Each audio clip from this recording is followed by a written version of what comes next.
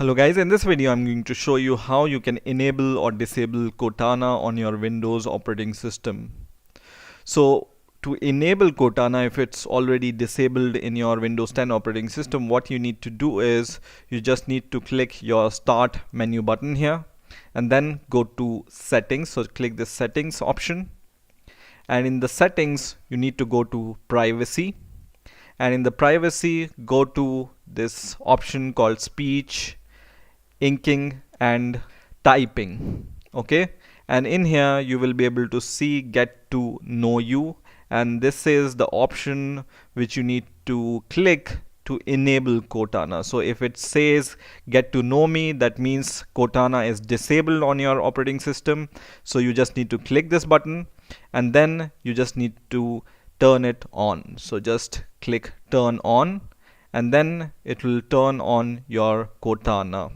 So let's check if it's already on or not. So go to your search box here, and in here you will be able to see welcome message, and then you just need to click allow and click yes, and it will be able to recognize your operating system and it will start your Cortana. Now in order to access Cortana, you need to sign in with your Microsoft account.